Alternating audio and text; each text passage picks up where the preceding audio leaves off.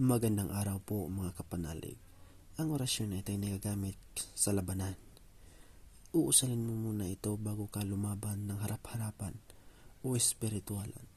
Ito'y banggitin ng 3 ulit at iihip sa iyong dibdib. Bago mo po ito dasalin, magdasal ka ng isang Ama Namin, isang Aba Ginoong Maria at isang sumasampalataya at isang maluwalhati o lumuluwalhati o luwalhati.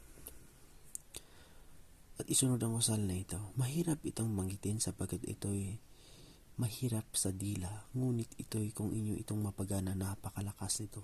Ito ang orasyon na tinatawag na poder ng mga poder. Kung meron pa kayong mga malakas na poder, mas maganda na ang inyong poder ay poderan nyo pa upang mas malakas kayo at di kayo tamaan ng kulam, barang at mga espiritual na mga itim na mahika. Sapagkat kung meron kayo nito, ay mahirap kayong pasukin ng inyong kalaban. Sana po ang orasyon na ito ay makatulong sa mga bagito sa larangang lihim na karunungan. At sana po ay makatulong ito sa lahat ng mga nag-aaral ng lihim na karunungan.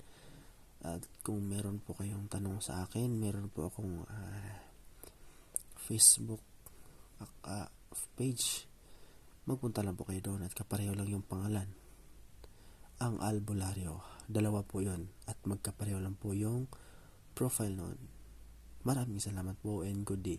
Mag-ingat po tayong lahat, araw at gabi, oras at segundo. Gabayan nawa kayo ng ating Supremong Diyos. Amen.